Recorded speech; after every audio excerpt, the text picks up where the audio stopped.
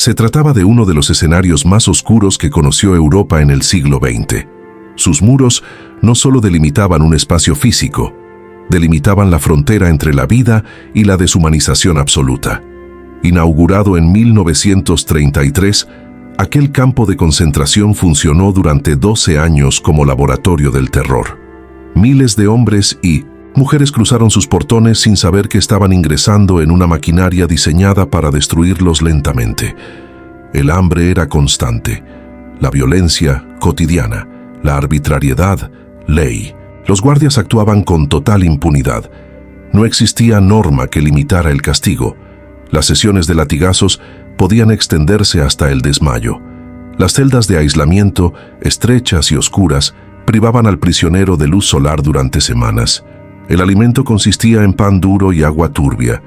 Muchos sobrevivían apenas, otros simplemente desaparecían. Nadie en su sano juicio podría considerar aquel lugar como algo distinto a un infierno cuidadosamente administrado. Sin embargo, en 1941, una visitante recorrió el sitio y dejó plasmadas sus impresiones en un diario íntimo.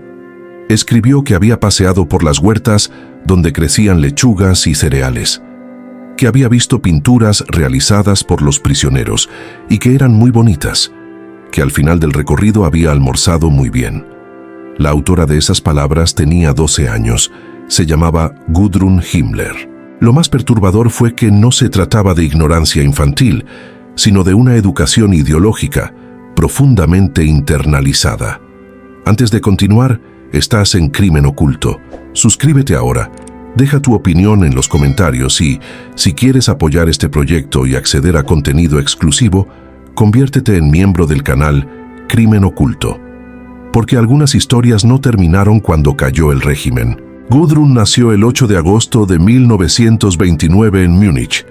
Su infancia coincidió con el ascenso del nacionalsocialismo.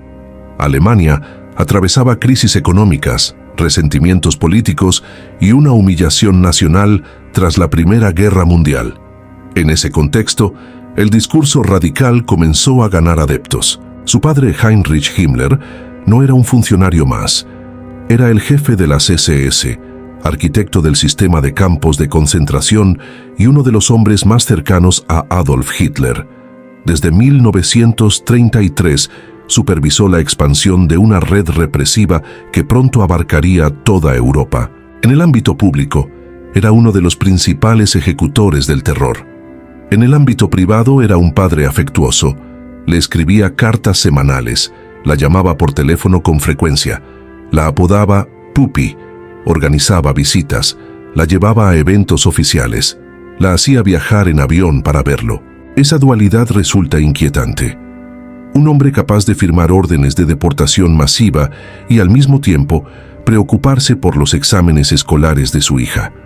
Gudrun fue enviada a institutos de élite donde se formaba a la futura dirigencia del Reich. La disciplina era estricta, la ideología incuestionable, la obediencia absoluta.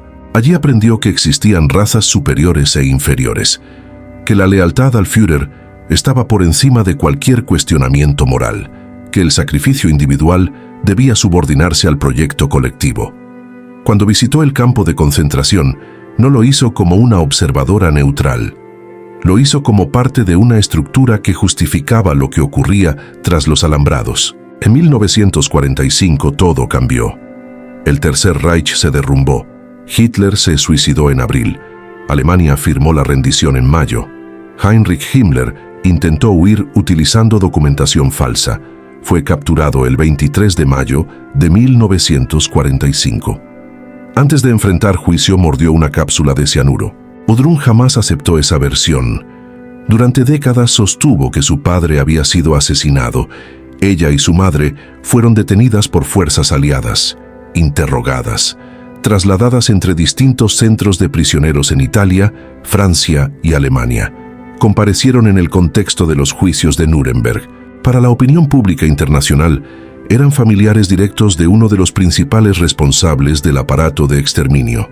Para Gudrun, eran víctimas de una persecución injusta. Nunca expresó arrepentimiento, nunca condenó abiertamente los crímenes del régimen. jamás renegó de la ideología que había moldeado su infancia. Y es aquí donde comienza la parte que raramente se discute con profundidad.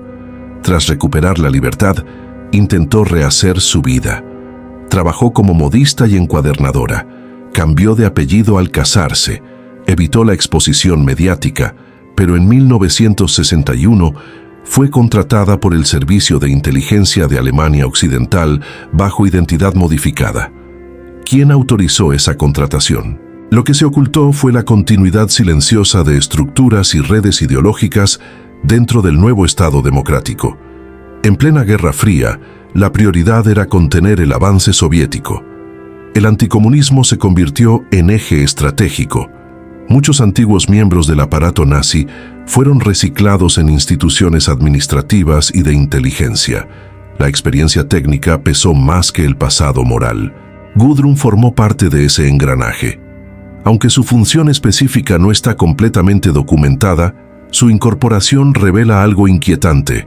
La derrota militar del nazismo no implicó la erradicación inmediata de todas sus redes. En 1963, abandonó ese puesto tras una reestructuración interna. Pero lejos de distanciarse, se vinculó activamente con la organización Stille Hilfe, Ayuda Silenciosa.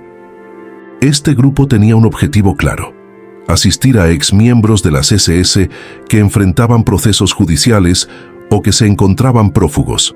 Recaudaban fondos, financiaban abogados, facilitaban contactos internacionales. En algunos casos, colaboraban en la obtención de nuevas identidades en otros continentes. Sudamérica fue uno de los destinos frecuentes. Gudrun se convirtió en una figura central dentro de esa red. Participaba en reuniones privadas, coordinaba recursos. Era vista como símbolo de lealtad inquebrantable. En ciertos círculos la llamaban la princesa nazi. Lo más perturbador fue que estas redes operaron durante décadas con un nivel sorprendente de discreción institucional. En 2015, un periodista británico la confrontó en su residencia en Múnich. Le preguntó si ayudaba a criminales de guerra. Ella respondió con serenidad: «Nunca hablo de mi trabajo, solo hago lo que puedo». No hubo disculpas, no hubo arrepentimiento. Murió el 24 de mayo de 2018, a los 88 años. Hasta el final conservó objetos personales que simbolizaban el vínculo con su padre. Nunca renegó públicamente de su legado.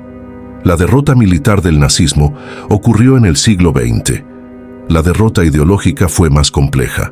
La historia de Gudrun Himmler demuestra que las ideologías pueden transmitirse como herencia emocional, como identidad política y como acción concreta mucho después de que los líderes hayan desaparecido. No siempre sobreviven en discursos públicos.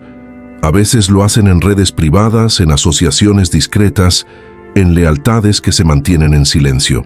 Y ahora la pregunta inevitable: ¿la responsabilidad histórica termina cuando muere el principal culpable o continúa mientras alguien sostenga su legado? Te leo en los comentarios. Si quieres seguir explorando las historias que el poder intentó enterrar, suscríbete a Crimen Oculto. Activa las notificaciones y considera convertirte en miembro del canal para acceder a contenido exclusivo. Aquí no solo contamos crímenes históricos, revelamos lo que se intentó ocultar. Nos vemos en el próximo episodio de Crimen Oculto.